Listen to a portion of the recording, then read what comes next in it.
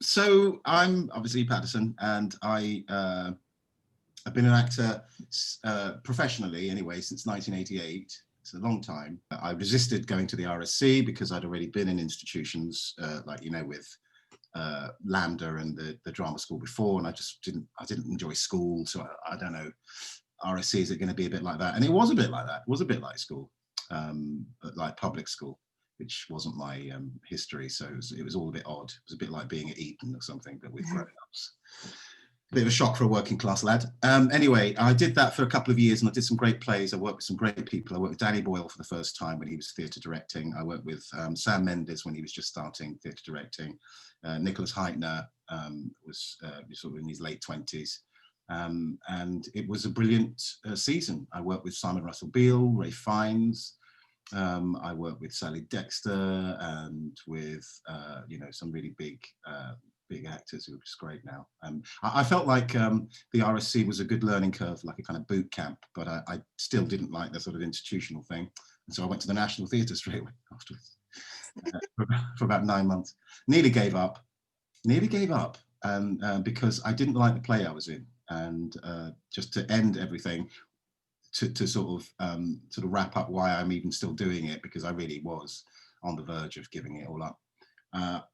I felt that the play was meaningless, and I felt that the production was meaningless, and I didn't believe anything that we were doing. And I thought, what's the point of theatre?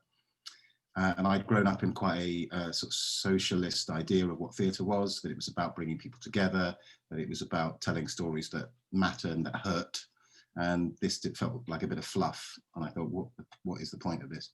And so I got a job at the Manchester Royal Exchange in a play by James Baldwin called Blues for Mr. Charlie.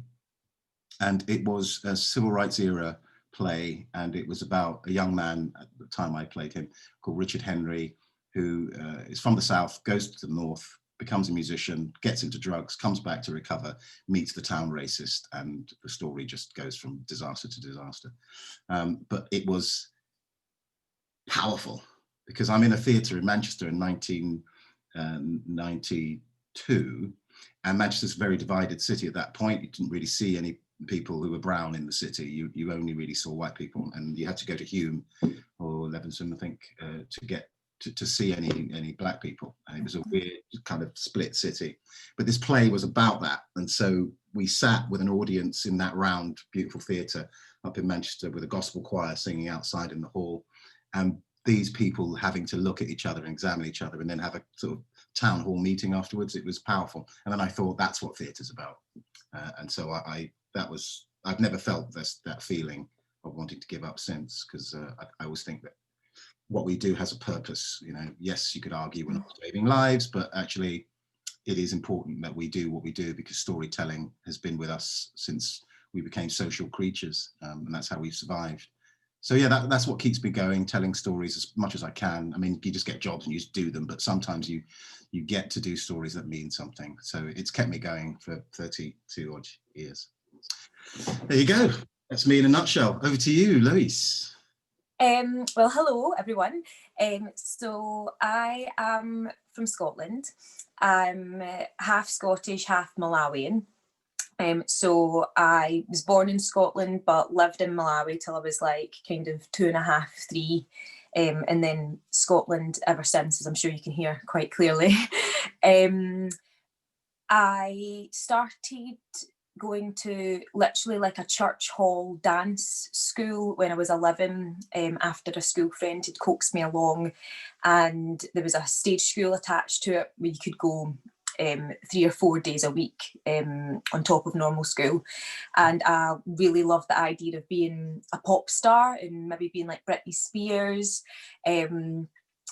Joined the stagecoach and realised that I wasn't actually brilliant at singing, which I realised back then in the 90s, you probably still could have been a pop star, but it was the drama classes that really made me feel something, and I loved the attention and getting to be big and bold and run around and just play.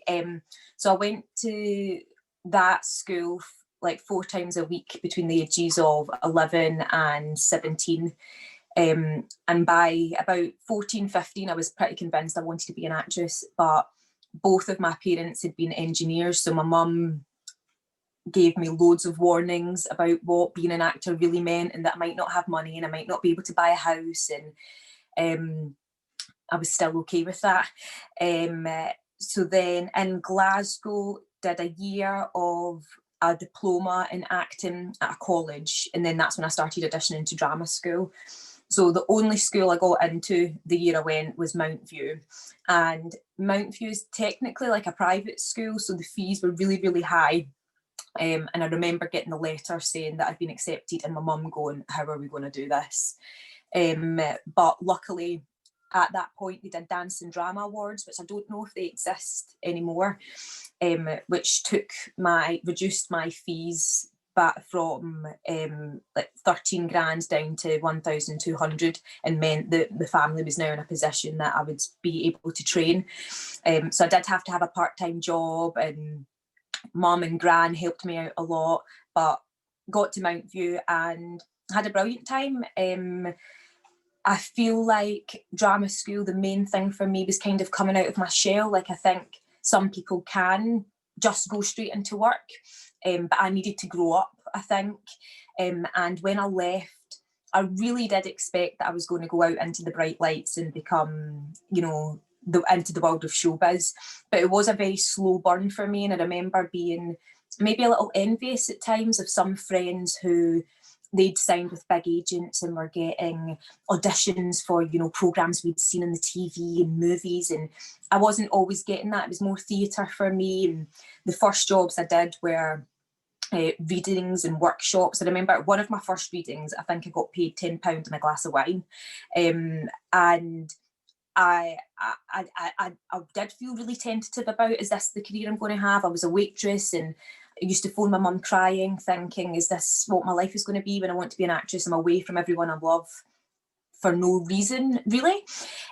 But similarly to what Paterson's saying about learning this stop-start routine of acting, I think I toughened my boots at that point. So then when work started coming in, even when there was a slump, I felt truly confident that it's just a beat. And I knew the feeling of gearing yourself back up again and not taking things personally, whereas some friends went job at the beginning, and then the crash was really steep for them. So actually, I think it worked out well for me. And then once the ball got rolling, I really just do feel like I've been really, really lucky. Some of those readings and workshops from the beginning ended up directors and writers who've gone on to do amazing things. And then one of I think maybe it was like my third job, it was just as Rufus Norris was taking over at the National, and they were workshopping this new show, and I fit the brief and ended up being 24 in at the National, and just thinking, oh my God, everything's going to change now. And it didn't change quite as much as I thought it would. But from then, it always has been a steady run of work. And I think I am quite good at positive thinking, and I have enough in my life that when there is a pause, well, there's things that I could be doing that I've maybe not been able to do with acting. So I try to keep my life as full as possible so that those things can still be celebrated. Mostly I'd been doing theatre for a long time, which I really loved. I think actually being in a rehearsal room is probably my favourite thing of acting, and getting to know people, getting to know the world of a play inside out, and really, really feeling that world is yours. But there did come a point where doing the same show every night took its toll on my body and my self-esteem, and I felt tired. So I did make a conscious choice to try to do more screen work and just have my days being a little bit different. It's still really tiring, but in a different way. And so far that's going well for me. So I'm trying to pursue that just now. But in an ideal world, I'd like to do theatre and TV in equal measure. As somebody who did not come from the South, if you like, from London, and you were not, you didn't have a Southern accent, so you're a Scottish girl, you're mixed African heritage, and you're really not from this world. How was it going to Mount View? Were there shocks? Were you surprised positively or negatively by it? Yes, it was hugely scary, if I'm honest. I couldn't believe how different London was. You know, I was still coming from a big city. But I remember initially when my mum and I came for an accommodation day at Mount View, coming into, so at that point Mount View was in Wood Green, and genuinely seeing races of people that I had never seen before. And bearing in mind I was 19 turning 20 and saying to my mum, where are they from? And I think it was that they were Greek or Turkish, and I had never seen sort of someone that looked white to me but then was not from here.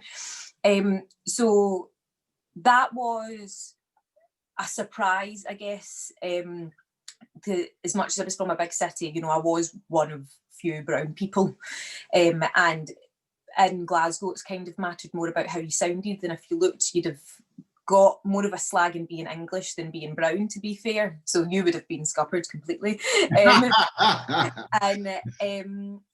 But what the biggest kind of culture shock was probably the way people speak to one another. I find that the English are very good at drawing out their thoughts, and sometimes maybe don't quite give you an honest answer, or it's rose tinted or reworded to make it what works best. But in Glasgow, people just say it how it is, and they're not being rude, they're being succinct. And I definitely noticed at the beginning that sometimes I could say things and someone would think that I was being unkind to them, and that really took me aback because I wouldn't say that's my personality. And that made me definitely draw into myself. I was so aware of my accent that I would be trying to make jokes with people to bond, but they wouldn't catch what I was saying, so I'd have to repeat myself, and that made me feel embarrassed. So slowly, I'm trying to soften how I speak and speak clearly, but I'm losing the essence of who I was, definitely. So it took me, I would say, a good kind of 8 months at Mount View to really feel like myself, and probably about 2 years in London to feel like I can be Scottish and mixed in London, and this is who I'm going to be. And also I found slightly the class thing a bit strange. I'm not sure what it was like in your year, but there was definitely a divide between kind of working class voices versus people who'd been at private schools, and our experiences being so vastly different. Yeah, what was it like for you? I would say that I had more of a culture shock in that I was working class from London, sure, but one of only 3 black pupils in the entire school at Lambda. So yeah, I mean, it's not like, oh, you carry, you know, I mean, it's a joke, but, you know, I look in the mirror every morning and I'm not surprised that I'm black. And it's not something that I wake up in the morning and go, I must be black today. I must remind that I'm black, because that's ridiculous. So it's a byproduct of who I am. So it's not about being black. It's about being out of place in some ways. So if I'd been used to that environment, it wouldn't have been such a shock. And on top of that, then you stand out because of what you look like. So I found drama school, I suppose I was lucky in my year. We had a lot of people who'd come from sort of lower middle class, working class as well, backgrounds. So it was quite a good eclectic mix. And we had some public school kids, and, you know, kids who'd already been to university. And it was a good eclectic mix, actually, that particular year. So I got lucky. But there were other years that you could see that they'd chosen a bunch of, you know, people who were of a certain demographic. I think there was one year that was actually very posh, and then there was another year that was more sort of eclectic. So I think they experimented in those days. I don't know if they do that now. But one of the things that I am interested in is accent, because theatre, even now, has a kind of standard accent. People still think of Shakespeare, etc., as having a standard accent. It's ridiculous, and I talk about it quite a lot in the book that I wrote about the production of Julius Caesar that we did at the RSC. We do still have this hierarchy of accents. Yeah. You know, a rural, what we would call a rural accent, is always seen as being, you know, you're not as smart as somebody who speaks this. A Scottish accent, oh, it sounds quite aggressive. You know, Mhm. Northern Irish accent, that sounds quite. We still have these tropes about accents which are ridiculous. So when you enter drama school with somebody with an accent that doesn't fit the picture, did you find yourself losing some of your identity in order to fit in? You talked a little bit about it. Well, okay, so I'll tell you, on our first week of Mount View, the head of voice sat us all down individually to give us an analysis on our accent and a title. He claimed that he could hear all the influences that had ever been in your voice. If your parents were from a different country, if you'd lived in another country, everything that ends up shaping the phonetics of your particular accent. So I was entitled Educated Glaswegian. And my mum and my gran must have told the whole of Glasgow that we are not just Glasgow, we are educated Glaswegian. And I felt that that particular voice teacher, so he was American, he really championed my accent. When we looked at other accents, which were really hard for me, I felt like he gave me the positives of mine, that he would say that, you know, you're muscular, but that's why it's difficult for you. So like, he worded things really well to make me feel like my accent was still worthy. But he left in the first year, and the other voice teachers, I really did not feel the same. I remember doing our second year Shakespeare project. I was playing Stefano in The Tempest, and the particular voice teacher that gave us an assessment afterwards went, Lois, when you speak in your own accent, none of us can understand you. And then, if you do not learn another accent, you simply will not work. And I remember holding it in because it was a face-to-face feedback. I cannot hear what anybody else has said to me afterwards. And I left the room and I cried because I thought, what will I do? Yes. Because it's such a big part of my identity. Like, people cannot believe their eyes when I open my mouth and I talk like this, but it's really authentically me. So she definitely made me feel small for a long time, and I went into my shell, and I felt embarrassed doing things that were Scottish in front of people. But I enjoyed trying to learn other accents, and now I would love to do more because it's fun being another person and being something totally removed. But I do feel like there's such a wider scope in theatre for me to be allowed to do that. People are quite open with me trying new things and understanding that as an actor I can now do other things. But in television, they really are reluctant to have me veer off of how I already speak. And I would love to have a bit more freedom there. But today, as we stand, I feel very proud of how I speak, and it has taken a long time, but now I am not embarrassed about it, and I would stick up for myself. But that probably took maybe 4 or 5 years for me to get to that place. You're going into an audition and you understand the role because you've read it. Sometimes you only get a few scenes, so you don't know the whole thing, but you've largely understood it and you've nailed it as far as you're concerned in your bedroom when you've done it. You've gone, right, that's it, that's good, I've got it.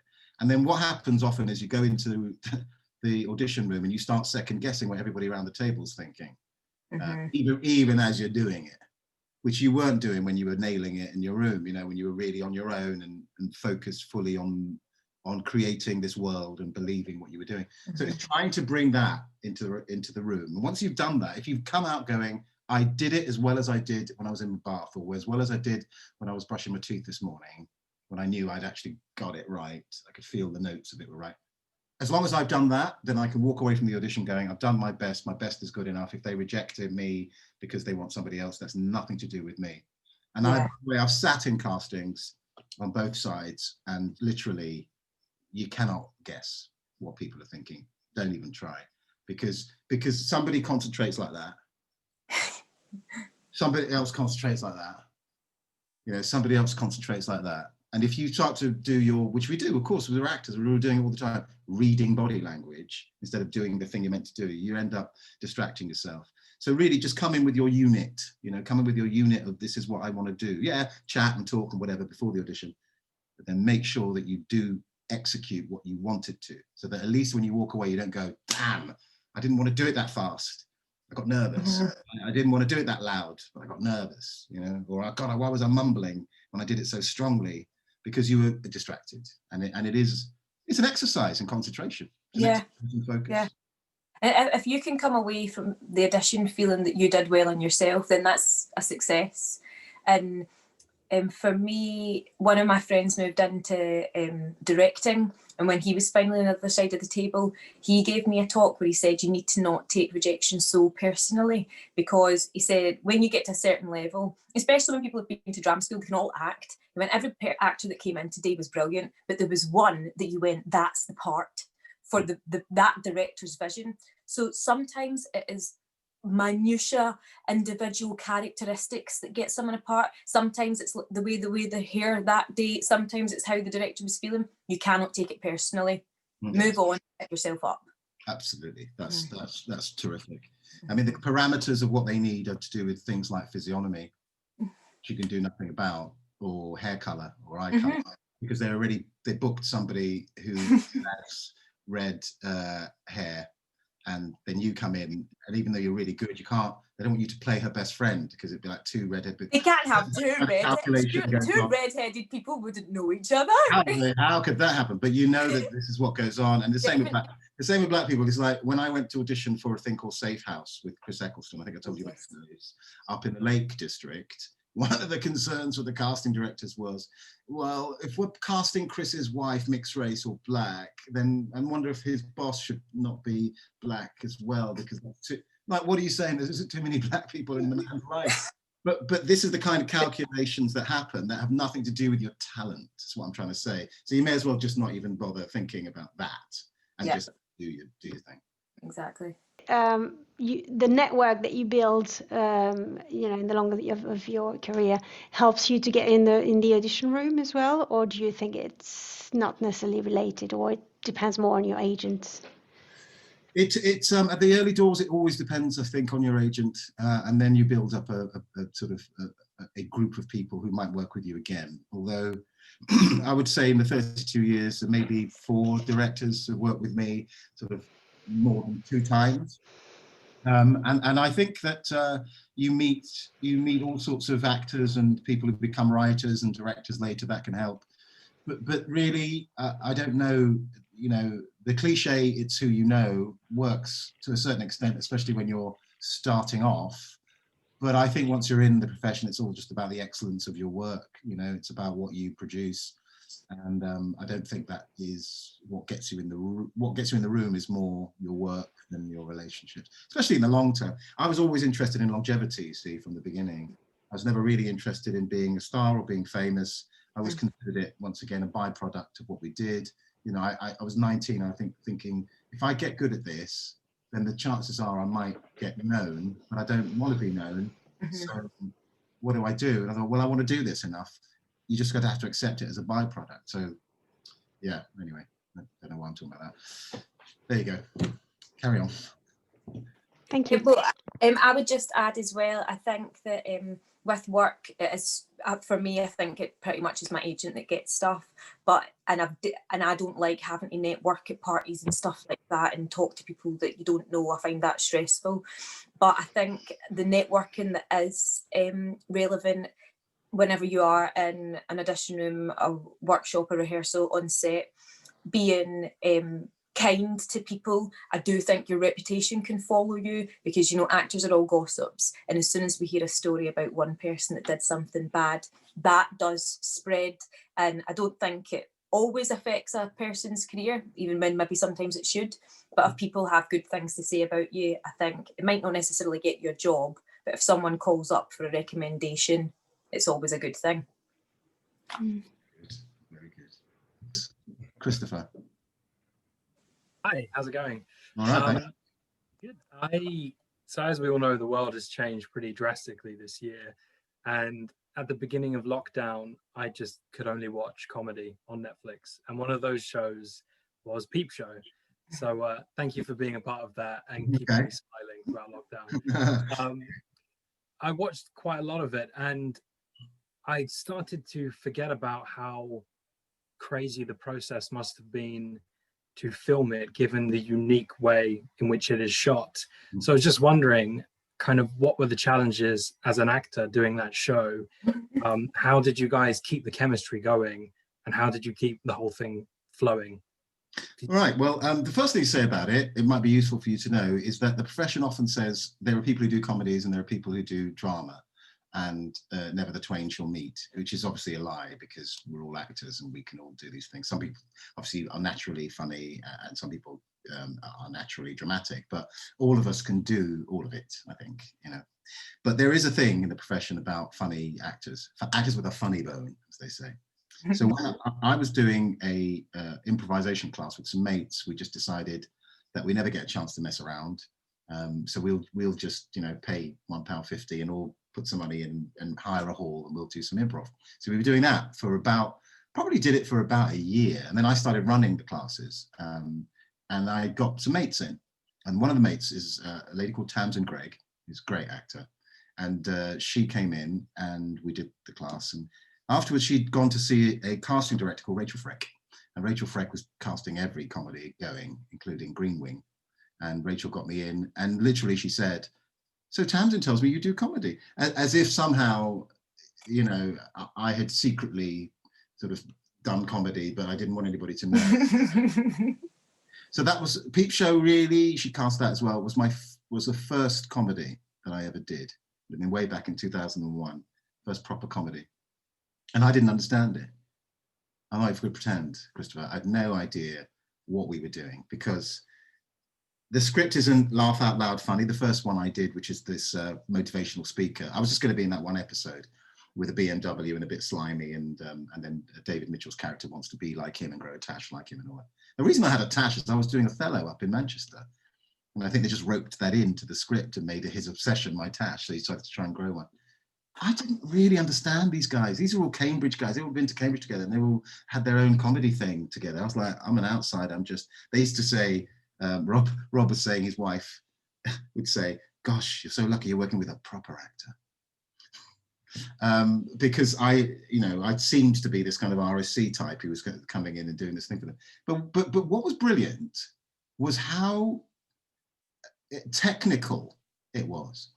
And so it didn't rely on you being actually funny. It relied on you being accurate, because they'd written it brilliantly. So all you had to do really was do what they'd written, and in the timing that they'd written it, and work with the other actors. The technical aspects of it distracted you from everything. So we're at a dinner table, and there's four of us, and we're chatting away, and I'm saying, Johnson's saying something slimy about Tony Blair or whatever.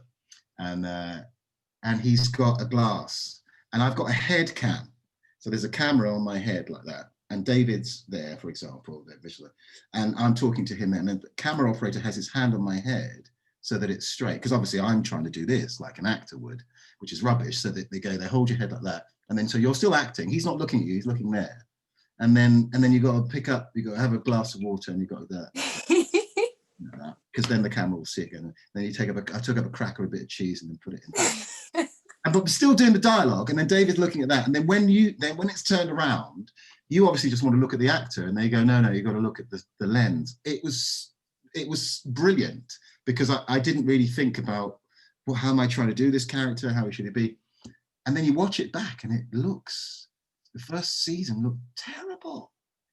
It was terrible. We looked like, the back of a spoon, how horrible you might look at the back of a spoon. Everybody looked like that. I was like, this is rubbish. So they junked it, Channel 4. And then about a year later, they had a space in the schedule, and they started showing it every night on a Friday night at 11:30. And it was students coming back from the student union, pissed, who started the ball rolling again. So about a year and a half later, we did the second season. But it was because of students coming in, watching it. But I found it a world that's much more meticulous than drama. You can get away with a lot more with comedy than you can with the drama than you can with comedy. You can change a word here or there in a drama, as long as it makes sense or emotional sense, that's fine. You do that in comedy, you've killed it. Mm-hmm. A certain number must be said. It can't be 13.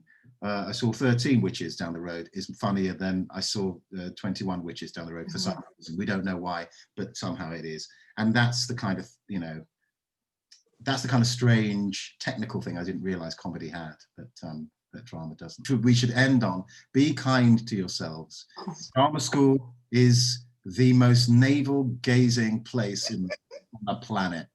There's no place where a young person will look at themselves so thoroughly than at drama school, and it is horrific. It's a horrific time when you're really properly examining all the things that you are and aren't and wish you were and aren't. Absolutely. Every other human being, except you're very young and you're also doing something very public. So please, please, please be kind to yourselves. Know that the profession needs you, it loves you, and it will look after you to a certain extent, but you must look after yourselves first. You are unique and beautiful people. Please be kind to yourselves first. Hear, hear.